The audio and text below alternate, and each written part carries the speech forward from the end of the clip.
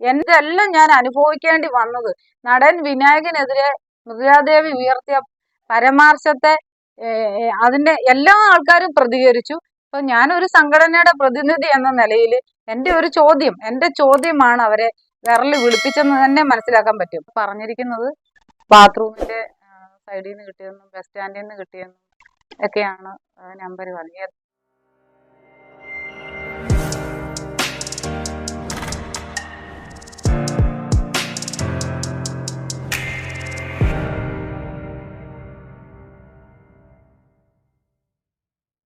നമസ്കാരം, മലയാളം TV ലൈവിലേക്ക് ഏവർക്കും സ്വാഗതം. ഇന്ന് നമ്മൾ നിൽക്കുന്നത് കോട്ടയം ജില്ലയിലെ വാകത്താനം എന്ന് പറഞ്ഞ സ്ഥലത്തിനടുത്തുള്ള കണ്ണംചിറ എന്ന സ്ഥലത്താണ്. എന്താണ് ഇവിടെ എന്ന് ചോദിച്ചാൽ, കഴിഞ്ഞ കോവിഡ് കാലത്ത് ഒരു സാധാരണ വീട്ടമ്മയായിരുന്ന ഒരു തയ്യൽ തൊഴിലാളിയായിരുന്ന ജെസ്സി ദേവസ്യ എന്ന ഒരു വീട്ടമ്മയ്ക്ക് നേരെ വലിയ രീതിയിലുള്ള ഒരു സൈബർ അറ്റാക്ക് ഉണ്ടായി. അതിനെതിരെ ഒരു പരാതിക്ക് പോകുകയും ചെയ്തു.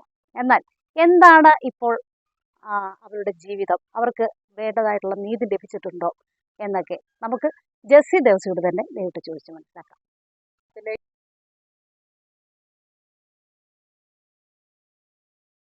ഇതാണ് ജെസ്സി ദേവസ്യ. എന്താണ്, സുഖമാണോ? നമസ്കാരം. ജീവിതം ഇപ്പൊ അത്ര സുഖമല്ല, പക്ഷെ ഞാൻ അതിനുശേഷം ഞാൻ ഒരുപാട് തകർന്നു പോയായിരുന്നു. ഞാനും മക്കളും കാരണം ജോലി ചെയ്യാൻ പറ്റാതെ മാനസികമായിട്ട് ഭയങ്കര ബുദ്ധിമുട്ടുണ്ടായിരുന്നു. ജീവിതത്തിൽ ഞാൻ തകർന്നു പോയി എന്ന് പറഞ്ഞ ഒരു സാഹചര്യത്തിൽ ജോലി ചെയ്യാൻ പറ്റാതെ, ഉറങ്ങാൻ പറ്റാതെ, വളരെ വിഷമിച്ച സാഹചര്യത്തിൽ അവരൊക്കെ എന്നെ ചേർത്ത് പിടിച്ച് എന്നെ ഓരോരുത്തരും വന്ന് കണ്ടിരുന്നു. കോവിഡ് ബാധിച്ചു, ന്യൂമോണിയ ആയി, പിന്നെ ഒരു വെരിക്കോസിന്റെ പ്രശ്നങ്ങളൊക്കെ ഉണ്ടായെങ്കിലും ഞാൻ എന്നാലും ജോലി ചെയ്യാനായിട്ടുള്ള ഒരു പരുവത്തിലായിരുന്നില്ല. പിന്നെ ഞാൻ ജോലിയിലേക്ക് പോന്നു. ഞാൻ ഇടയ്ക്ക് ലോട്ടറി കച്ചവടം തുടങ്ങി. അത് വീട്ടിലിരുന്ന് തന്നെ, പുറത്തേക്ക് പോകാൻ പറ്റാത്ത സാഹചര്യത്തിൽ അത് ചെയ്തു. അങ്ങനെ ജീവിതം ഞങ്ങൾ മുന്നോട്ട് കൊണ്ടുപോയി. ഇത്രയും പിന്നെയും ഞാൻ തകർന്നു പോയെടുത്തു തന്നെ ഇതുപോലൊരു വീട് വെച്ച് താമസിക്കാനായിട്ടുള്ള ഒരു സാഹചര്യം, അതിനെനിക്ക് കൂട്ടുനിന്ന കുറേ സുഹൃത്തുക്കളുണ്ട്. അത് സോഷ്യൽ മീഡിയയിലുള്ളവർക്കും അല്ലാതെ എൻ്റെ നിത്യജീവിതത്തിൽ കാണുന്ന കുറേ വീട്ടമ്മമാരെ, കുറേ സഹോദരങ്ങളെ, ഇവരെല്ലാം സമുദായക്കാരെ പ്രത്യേകം എടുത്ത് പറയണം. കേരള ചേരമ സംഘത്തിന്റെ പല ജില്ലയിൽ നിന്നുള്ള ആൾക്കാർ എനിക്ക് സപ്പോർട്ടായിട്ട് ധൈര്യമായിട്ട് മുന്നോട്ട് പൊക്കോളാൻ പറഞ്ഞ് എനിക്ക് മറ്റാരെ കഴിഞ്ഞും എന്നെ അവർ ചേർത്ത് പിടിച്ചിട്ടുണ്ട്. അതിനവരോടും ഈ പറയുന്ന എല്ലാ ആൾക്കാരോടും എനിക്ക് നന്ദി, വളരെ എൻ്റെ മക്കളുടെ നന്ദി ഞാൻ അവരോട് പറയുകയാണ്.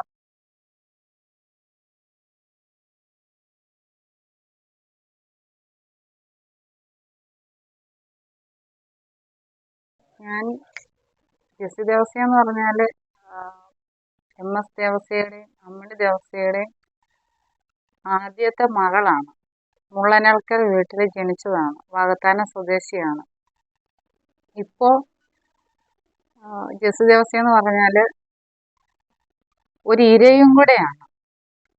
സൈബർ ആക്രമണത്തിൻ്റെയും നേരിട്ടുള്ള ആക്രമണത്തിൻ്റെയും നിരന്തരം ആക്രമിക്കപ്പെടുന്ന ഒരു ഇരയാണ്. ഇന്ന് ഈ ടൈമിൽ ഞാൻ പോലീസ് സ്റ്റേഷനിൽ പോയിട്ട് വന്ന് നിൽക്കുന്ന ഒരു വ്യക്തിയാണ്. മറ്റുള്ളവർക്ക് നമ്മളെ ഒരു ദ്രോഹവും ചെയ്യാൻ ആഗ്രഹിക്കാത്ത, ഒരു ഉറുമ്പിനെ പോലും നോക്കണമെന്ന് ആഗ്രഹിക്കാത്ത ഒരു വ്യക്തിയാണ്. 4 കുഞ്ഞുങ്ങളുണ്ട്. അവരുടെ ജീവിതം സുരക്ഷിതമാക്കണമെന്നും അവർക്ക് വേണ്ടി ജീവിച്ച് മരിക്കണമെന്ന് ആഗ്രഹിക്കുന്ന ഒരു സ്ത്രീയാണ്. 2021 ഓഗസ്റ്റ് 12 കേരള ടുഡേ എന്ന ചാനലിലൂടെ പുറത്തു വന്ന ഒരു സൈബർ ആക്രമണവുമായിട്ട് ബന്ധപ്പെട്ട് കേരളത്തിൽ മൊത്തം അലയടിച്ച ഒരു വാർത്തയായിരുന്നു. ജെസ്സി ദേവസ്യ എന്ന വീട്ടമ്മയെ നിരന്തരം ഫോണിലേക്ക് വിളിച്ച് ശല്യപ്പെടും. ഉറങ്ങാൻ പോലും പറ്റാത്ത ഒരു സാഹചര്യത്തിൽ ബുദ്ധിമുട്ടോടു കൂടി പറഞ്ഞ കുറെ കാര്യങ്ങൾ കേരളം മൊത്തം കേട്ടതാണ്. കിട്ടിയോന്ന് ചോദിച്ചാൽ എനിക്ക് നീതി കിട്ടിയിട്ടില്ല. ഞാൻ അറിയുകയോ കേൾക്കുകയോ ചെയ്യാത്ത 20ഓളം പ്രതികളെയാണ് പിടിച്ചത്. അവരൊക്കെ പറഞ്ഞിരിക്കുന്നത് ബാത്റൂമിന്റെ സൈഡിൽ നിന്ന് കിട്ടിയെന്നും ബസ് സ്റ്റാൻഡിൽ നിന്ന് കിട്ടിയെന്നും ഒക്കെയാണ് നമ്പർ പറഞ്ഞത്. യഥാർത്ഥ പ്രതികളെ കിട്ടിയില്ല. പോലീസ് ഈ കേസ് അന്വേഷണം അവസാനിപ്പിക്കാനായിട്ട് പിടിച്ച ഒരാളെ തന്നെ പ്രതിയാക്കി അത്രയും പേരെ റിമാൻഡ് ചെയ്ത് കേസ് ഇപ്പം കോടതിയിലെത്തി. അതിനുശേഷം അതിനെ കഴിഞ്ഞും മാരകമായ രീതിയിലാണ് ഇപ്പം ഞാൻ ആക്രമണം നേരിട്ടുകൊണ്ടിരിക്കുന്നത്. ഇപ്പോഴും ഞാൻ പോലീസ് സ്റ്റേഷനിൽ പോയിട്ട് വന്നതാണ്. കാരണം എന്നെയും എൻ്റെ മക്കളെയും ഞങ്ങൾ താമസിക്കുന്ന കണ്ണഞ്ചിറ കവലയിലിട്ട് രാത്രി പബ്ലിക്കായിട്ട് അടിച്ച് താഴെ ഇട്ടിട്ട് ആ പ്രതി 4 ദിവസത്തിന് ശേഷം ഇന്ന് പിടിച്ച് സ്റ്റേഷനിൽ എത്തിയിട്ടുണ്ട്. അയാളെ കാണാനായിട്ട് അല്ല, അയാളെ റിമാൻഡ് ചെയ്യിക്കുന്ന കാര്യത്തിന് വേണ്ടി ഞാൻ പോയിട്ട് വന്ന ഒരവസ്ഥയാണ്. എന്നെ സപ്പോർട്ട് ചെയ്യുന്ന എല്ലാ ആൾക്കാരെയും ഈ സോഷ്യൽ മീഡിയയിലൂടെ അപമാനിച്ചുകൊണ്ട് ഒരാൾ നിരന്തരം കുറെ ഗ്യാങ്ങായിട്ട് ചേർന്ന് എന്നെ ആക്രമിക്കുകയാണ്. ഒരു സ്ഥലത്തും എനിക്ക് ചെന്നെത്താൻ പറ്റുന്നില്ല. ഞാൻ ചെല്ലുന്ന മേഖലകളിലെല്ലാം എൻ്റെ ജോലി പോലും എനിക്ക് നഷ്ടപ്പെട്ട് വീണ്ടും ഈ എല്ലാം ഞാൻ സഹിച്ച് ഞാൻ എൻ്റെ ജീവിതം തിരിച്ചു പിടിക്കാനുള്ള ഓട്ടത്തിനിടയിലാണ് ഇപ്പം ഞാനും മക്കളും ഇങ്ങനെ ആക്രമിക്കപ്പെട്ട് മെഡിക്കൽ കോളേജിലായിരുന്നു. അവിടുന്ന് ഇപ്പം വീട്ടിലെത്തി. വീണ്ടും ഒരു കട സ്റ്റാർട്ട് ചെയ്യാനുണ്ട്. ആദ്യത്തെ കട തകർത്ത് കളഞ്ഞു. അവിടെ എനിക്ക് ജോലി ചെയ്യാൻ പറ്റാത്ത സാഹചര്യത്തിൽ ഞങ്ങൾ അവിടുന്ന് പോരേണ്ടി വന്നു. ഞങ്ങൾക്ക് അതുപോലെ ഞാനും മക്കളും കടയടച്ച് വെച്ച് നടന്നു വന്നപ്പോൾ 7:30 സമയത്ത് കണ്ണഞ്ചിറ കവലയിൽ ആയിരക്കണക്കിന് ആൾക്കാർ നോക്കി നിൽക്കുന്നിടത്ത് എന്നെ മക്കളെ അടിച്ചു വീഴ്ചത്. എൻ്റെ മോളുടെ കവളലിന് പൊട്ടലുണ്ട്. എന്ത് ചെയ്യണോ എന്ത് പറയണോന്ന് എനിക്ക് അറിയില്ല. ആ ഒരു സംഭവത്തിന് ശേഷം ഞങ്ങൾക്കൊരു വാടക വീട് കിട്ടാതായി. ഞങ്ങൾക്കൊരു വാടക വീടോ എന്ന് വെച്ചാൽ സ്ഥിരം ആക്രമണം ഇതുപോലുള്ള പ്രശ്നങ്ങളൊക്കെ ഉള്ള ഒരാൾക്ക് വീട് കിട്ടില്ല. വീട് കിട്ടാതെ വന്ന ഞങ്ങളൊരു ബന്ധുവിന്റെ ശരിക്കും പറഞ്ഞ ഒരു കന്നുകാലിത്തൊഴുത്ത് പോലുള്ള ഒരു വീട്ടിലാണ് ഞങ്ങൾ 1.5 വർഷക്കാലം താമസിച്ചത്. എന്നിട്ടും ഞാൻ തളരാതെ ഞാൻ വീട്ടിൽ എൻ്റെ ഒരു സുഹൃത്ത് ഒരു ആന്റിയുടെ സഹായത്തോടെ ഞാൻ ലോട്ടറി കച്ചവടം 1 വർഷത്തോളം എനിക്ക് ജോലി ചെയ്യാൻ പറ്റാതിരുന്ന ന്യൂമോണിയ ബാധിക്കുകയും വെരിക്കോസ് വെയിൻ്റെ പ്രശ്നം ഉണ്ടായി. അപ്പം അതുകൊണ്ട് എനിക്ക് ജോലി ചെയ്യാൻ പറ്റാതെ വന്നു. അപ്പം ഞാൻ ലോട്ടറി വിറ്റാണ് ഞാനും മക്കളും ജീവിച്ചത്. ഒരു മനുഷ്യരോട് നമുക്ക് പരാതിയോ പരിഭവമോ ഇല്ല. പക്ഷെ അപ്പോഴും ഞാൻ വളരെ വിഷമത്തോടെ ഇരിക്കുന്ന സമയത്തും ഞാൻ മോശപ്പെട്ടവളാണെന്നും എന്നെ ഒരാൾ പോലും ഞങ്ങൾക്ക് ഒരു ഓട്ടം വിളിച്ചാൽ വരാത്ത സാഹചര്യം ഉണ്ടാക്കി വെച്ചിരിക്കുകയാണ് ഈ നാട്ടില്. ഈ പറയുന്ന ആളാണ് ഇതെല്ലാം പറഞ്ഞു നിൽക്കുന്ന ഒരു സ്ത്രീയും പുരുഷനുമാണ്. സോഷ്യൽ മീഡിയയിലാണെങ്കിലും നമ്മുടെ നാട്ടിലിപ്പോൾ അവര് കാറിൽ വന്ന് ഓരോ സ്ഥലത്തും വന്ന് നമ്മളെക്കുറിച്ച് മോശം പറയുക. നമ്മളൊരു ഓട്ടോ വിളിച്ചുകൊണ്ട് പോയാൽ ആ ഓട്ടോക്കാരൻ ആയിട്ട് അവിഹിതബന്ധം പറയുക. നമ്മുടെ സമൂഹത്തിൽ ഞാനൊരു കേരള ചേരമാ സംഘത്തിന്റെ പ്രവർത്തകയാണ്. എനിക്ക് ആ സംഘടനയിലേക്ക് പോകാൻ പോലും ഇപ്പം താല്പര്യമില്ല. കാരണം അതേപോലെ എന്നെ അവിടെ അപമാനിച്ച് ഞാൻ അവിടെ ഇരുന്ന എത്രയോ വയസ്സ് മൂത്ത നേതാക്കന്മാരാണെന്നറിയാം. അവരുടെ കൂടെയൊക്കെ അവിഹിത ബന്ധം പറയുകയും സോഷ്യൽ മീഡിയയിലാണ് പറയുകയും അവരുടെ വീടുകളിൽ ഫോൺ ചെയ്ത് അറിയിക്കുക. 2021 സൈബർ ആക്രമണത്തിലേക്ക് നയിച്ച ഒരു സംഭവം എന്തായിരുന്നു അതിന്റെ പിന്നിലുണ്ടായിരുന്ന ഒരു കാരണം? അങ്ങനെ പറയാൻ നായകൻ എന്ന് പറഞ്ഞാൽ നമ്മുടെ മലയാള സിനിമയിലെ ബെസ്റ്റ് ആക്ടർ എന്നുള്ള സംസ്ഥാന അവാർഡ് വാങ്ങിയ നടനാണ്. എനിക്ക് അദ്ദേഹത്തെ പരിചയമില്ല, മറ്റൊരു തരത്തിൽ എനിക്ക് ബന്ധമില്ല. പക്ഷെ സോഷ്യൽ മീഡിയ ഞാൻ കേരള ചേരമാ സംഘത്തിന്റെ മഹിളാ സംഘം സംസ്ഥാന സെക്രട്ടറിയാണ്. സ്ത്രീകളുടെ വിഷയമായിട്ട് പല വേദികളിലും പോവുകയും സമരങ്ങളിൽ പങ്കെടുക്കുകയും ചെയ്യുന്ന ഒരാള്. അതിലപ്പുറം ഞാൻ സോഷ്യൽ മീഡിയ കൈകാര്യം ചെയ്തിട്ട് 9 വർഷത്തോളാകുന്നു. അപ്പം മുതൽ പല വിഷയങ്ങളായിട്ട് ഞാൻ സോഷ്യൽ മീഡിയയിൽ എഴുതുകയും ഒക്കെ ചെയ്യുന്ന ഒരു വ്യക്തിയാണ്. അപ്പം ഈ വിഷയം വന്നപ്പോൾ തീർച്ചയായിട്ടും ഞാൻ പ്രതികരിച്ചതാണ്. അന്ന് തന്നെ കേസ് കൊടുത്തിരുന്നെങ്കിൽ നീതി കിട്ടില്ലായിരുന്നു. ഒരു അവാർഡ് വേളയിൽ ആണ് അത് പറയേണ്ടത്. ആത്മാഭിമാനത്തിന് മുറിവേറ്റാൽ അപ്പം തന്നെ പ്രതികരിക്കില്ലേ? നമ്മൾ സാധാരണ എല്ലാം കാണുന്ന അങ്ങനെയാണ് എന്ന് ഞാൻ ചോദിച്ചൊരു പോസ്റ്റ് ഇട്ടിരുന്നു.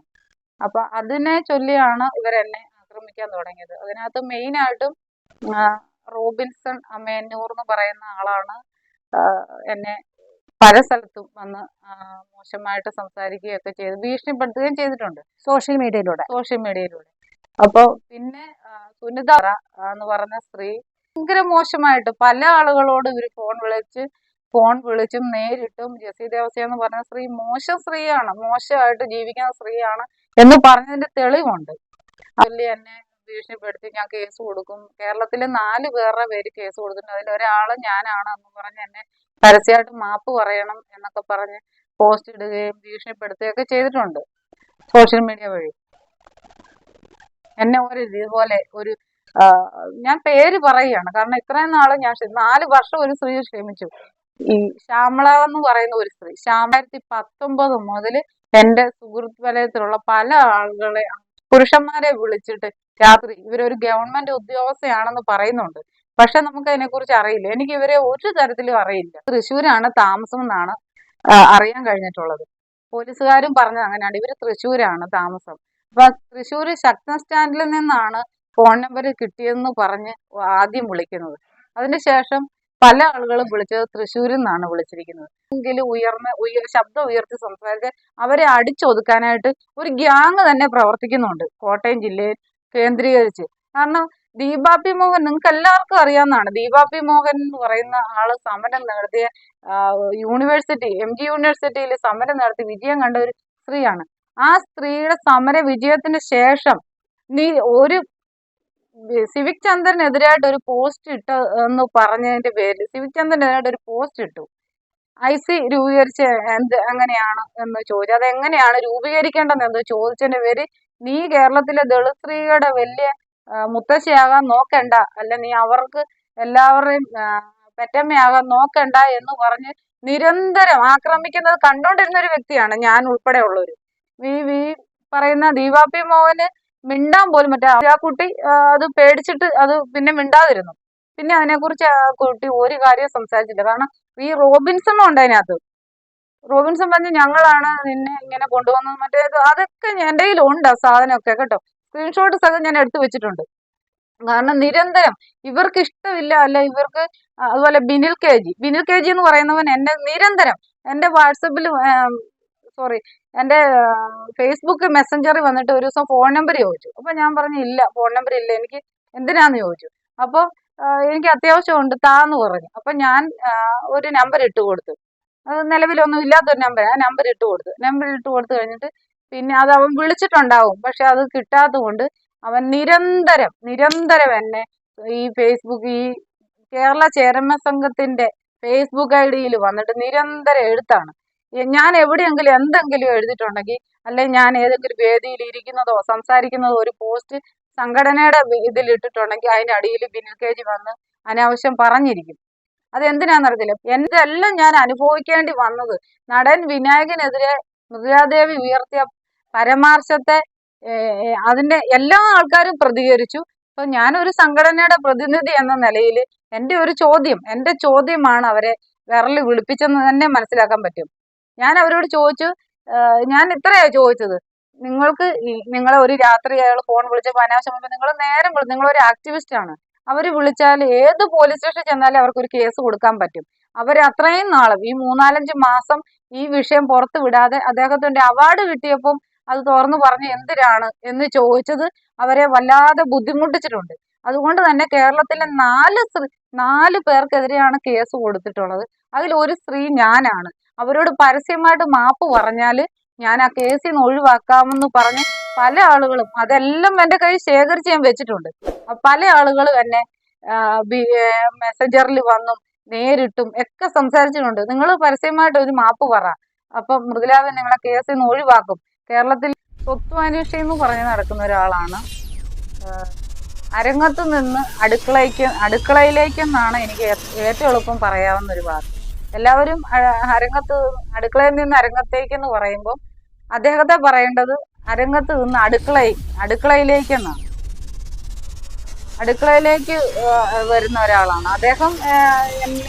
അദ്ദേഹത്തിന്റെ എന്താ പറയാ, അയാളുടെ എന്നെ വലിയ ആളാക്കി തരാന്ന് പറയുക.